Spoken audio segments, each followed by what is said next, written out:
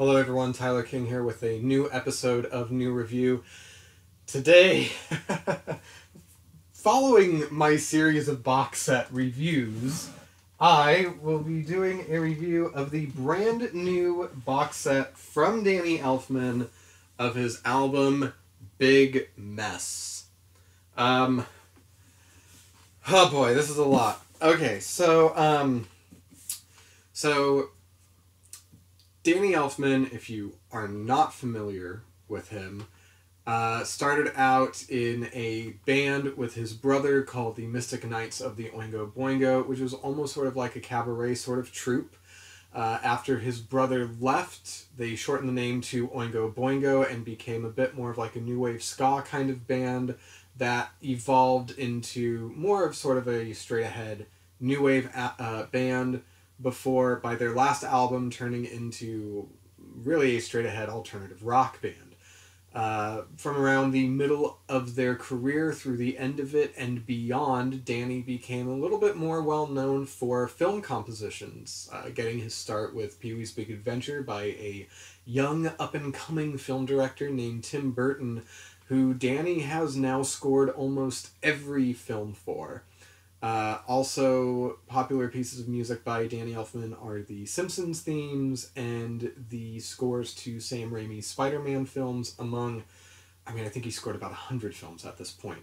So, he did come out with one solo album in, I want to say it was 1983, called So Low. However, for all intents and purposes, that was an Oingo Boingo album, just not in name.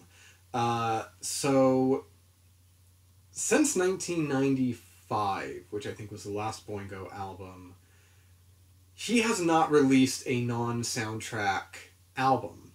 And last year, he announced and released his first non-soundtrack album in, it's 2021, so 26 years? Big Mess, which is a double album, 18 songs. It was my album of the year last year. I thought it was just phenomenal. And at the time that they announced the release of the album, they announced a Big Mess Deluxe box set, which I sprang on, and I paid $175 for it.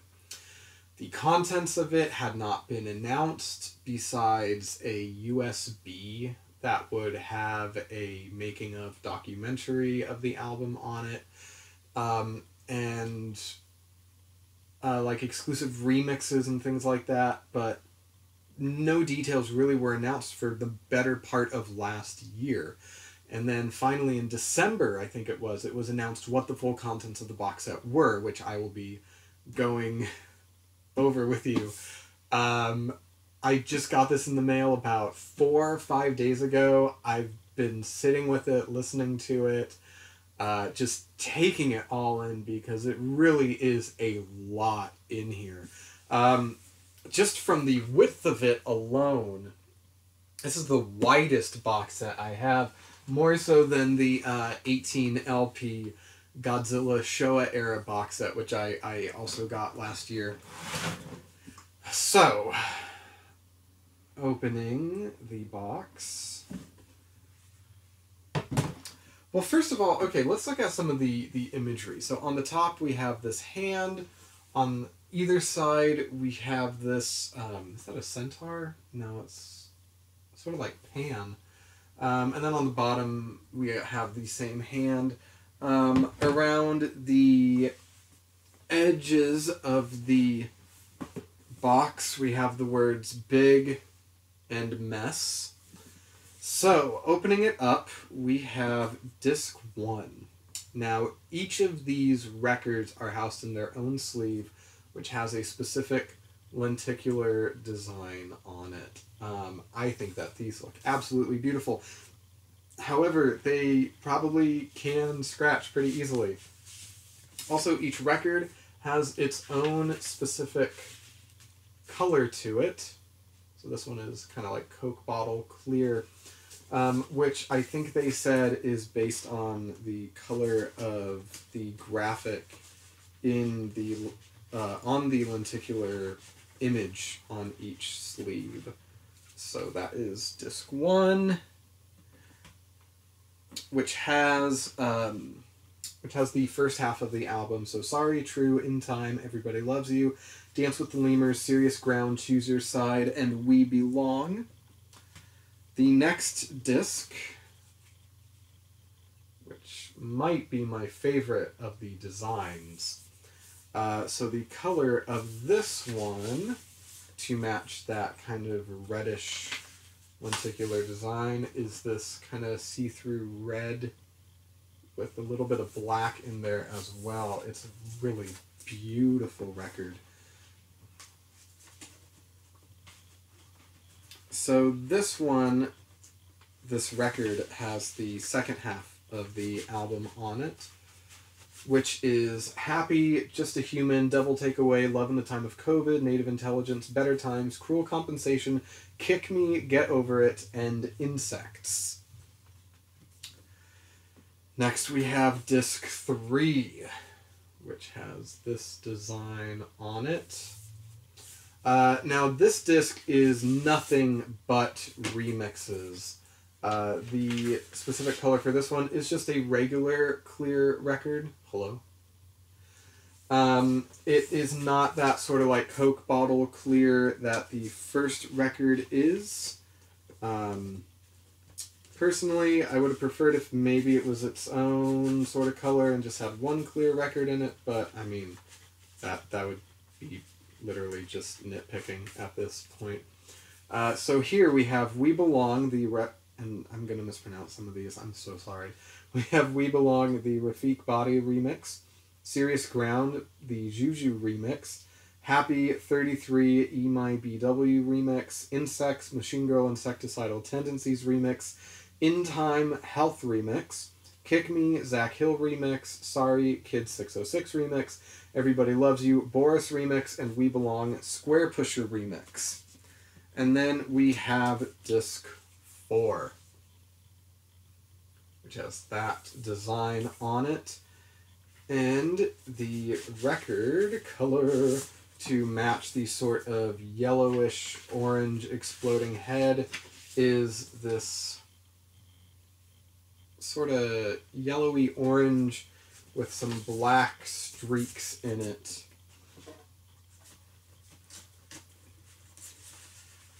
I do also have to say, getting the sleeves in and out of, getting the inner sleeves in and out of the lenticular sleeves is a little bit of a hassle.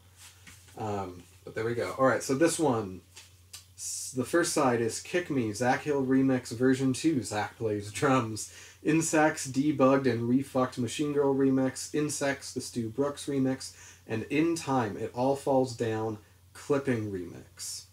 Now, side D are the vocal features. So what these are songs from Big Mess that have additional vocals on it.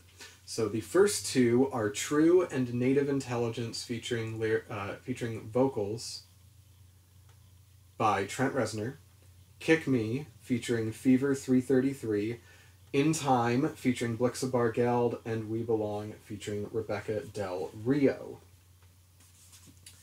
Next in the box is the card that has the download for the making of documentary on it. I haven't watched it yet, which I told myself I would do before this review. Oops. One of my favorite things inside of here is a signed art print by Danny Elfman of the graphic that is on the cover of Big Mess. Up next, we have a 12x12 multi-page booklet. It's Danny on the back. It's essentially featuring, it has the liner notes of the album, the lyrics, it has photos from the session and the making of the album. It also, like track credits, production credits, things like that. There's this great picture in the back of it of Danny, you've got Josh Freese, you've got Robin Fink, and then who are the other two? I think it's who's playing bass? Stu Brooks and Nilly Brosh. So that, I also like that it comes in this plastic sleeve to keep it, you know, nice and kind of like damage free. I mean, hopefully damage free. Up next, wow, this I thought was phenomenal. It is a hardcover book titled Demurial Debris, Danny Elfman by Sarah Sitkin.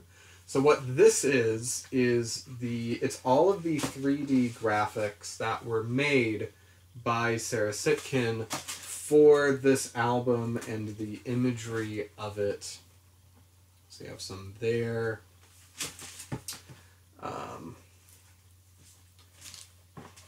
I mean, I personally find this stuff absolutely astounding and mesmerizing. It's, yeah, I think that for this box set to have something like that, especially because I think that the music videos for these songs help to lend it such a visual identity, as well as, of course, the cover of it. And so I think that having that visual element in this set really helps to, like, that's what I'm looking for. It really helps to drive home how important the visuals were to this particular album. And now, finally, we have the reason why this box is so thick. We have a 1-to-1 scale replica of Danny Elfman's hand. Supposedly, if you put a battery into the bottom of it and you press this button, it's a nightlight. I haven't done that yet. But in the grand scheme of box sets and weird things that have been included in box sets, the inclusion of Danny Elfman's hand, which can be used as a nightlight, is probably up there for weirdest things to be included in a box set. Now, earlier I did mention that I paid $175 for this when it was announced. Since then, since really the entire contents of the box set have been announced, the price did go up to $250. So I luckily was only charged the $175, but I don't. Yeah, I know for a fact that now if you want to purchase it, it is $250. The album itself, I didn't do a review of it.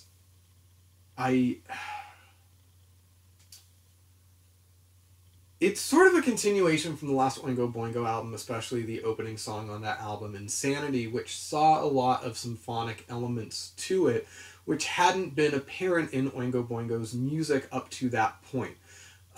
You could chalk it up to the fact that Danny Elfman was involved in more orchestration for soundtracks, which I think is what a lot of fans did.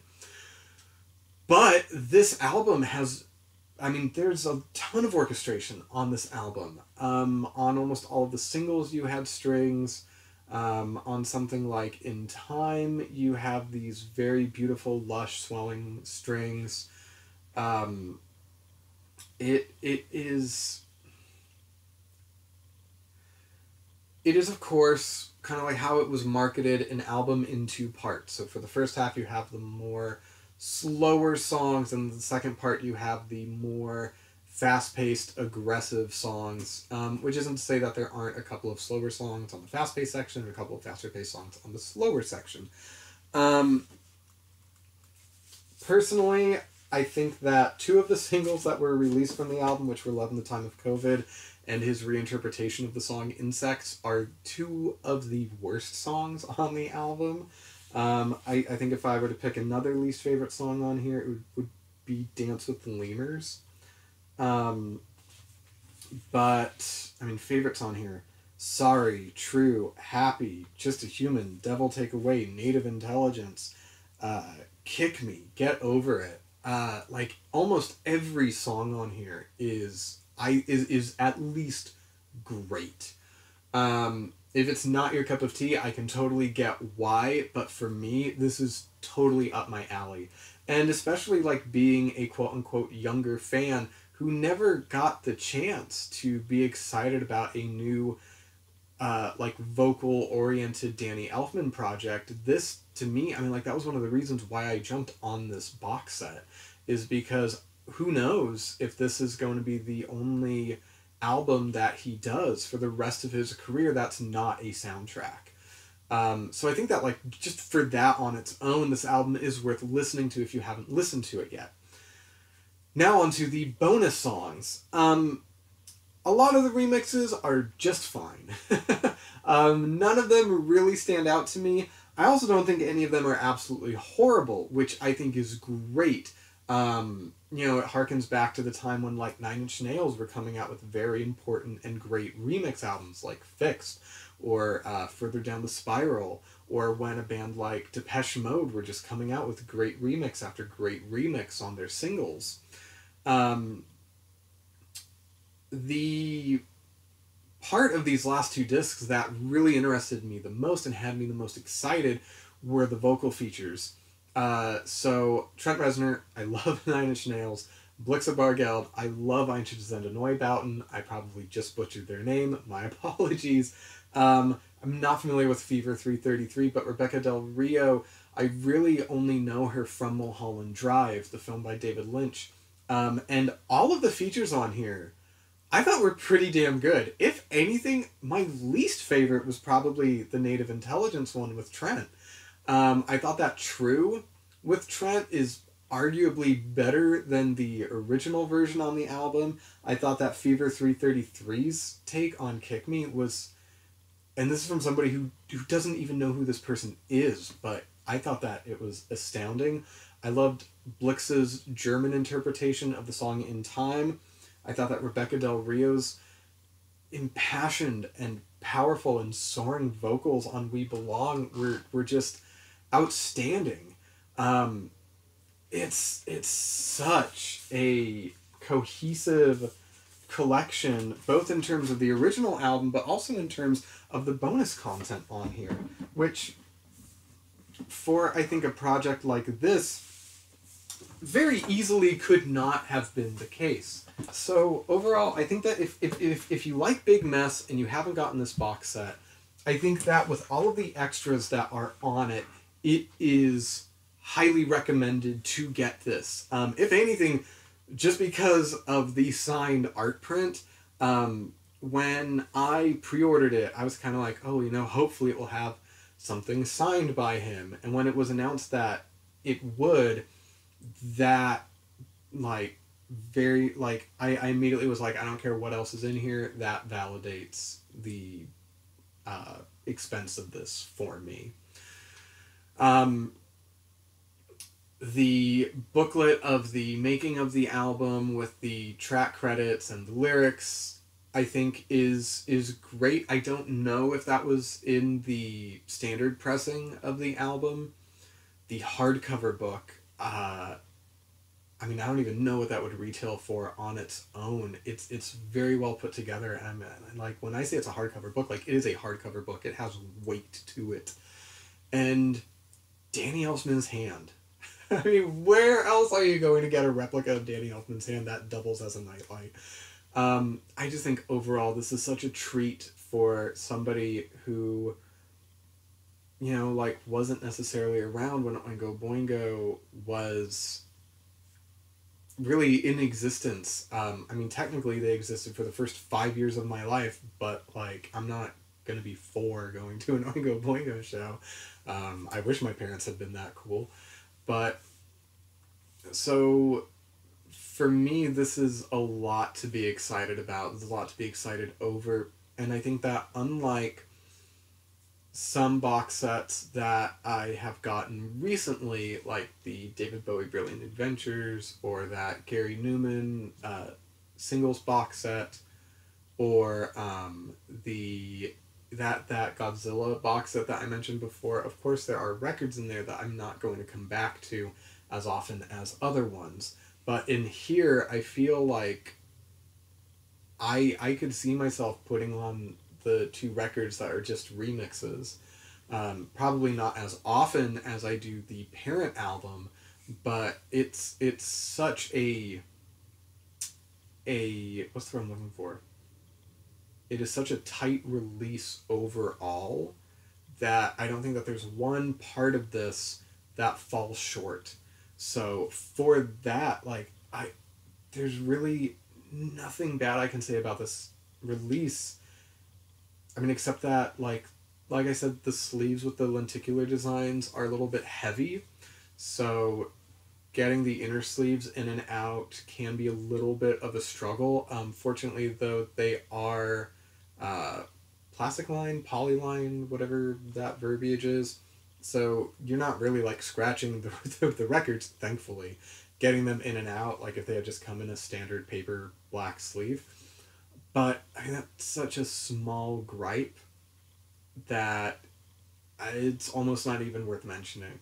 So yeah, hands down, I would recommend getting this set if you're a fan of the album, if you're a fan of Danny Elfman, if you're a fan of Oingo Boingo.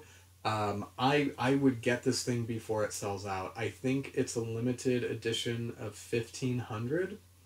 So I'm not sure if they're still available. If they are still available, I'll put the link to order it in the description box below this video. But I could not recommend this box set enough.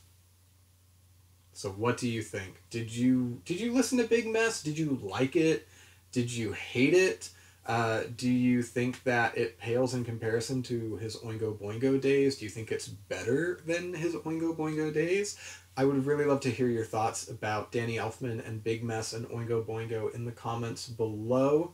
If you are interested in getting early access to videos like this and all of the other videos that I post up on this channel, please consider subscribing to my Patreon. You'll also be able to do things like vote on upcoming videos and content and get exclusive reviews that aren't going to be available here on YouTube.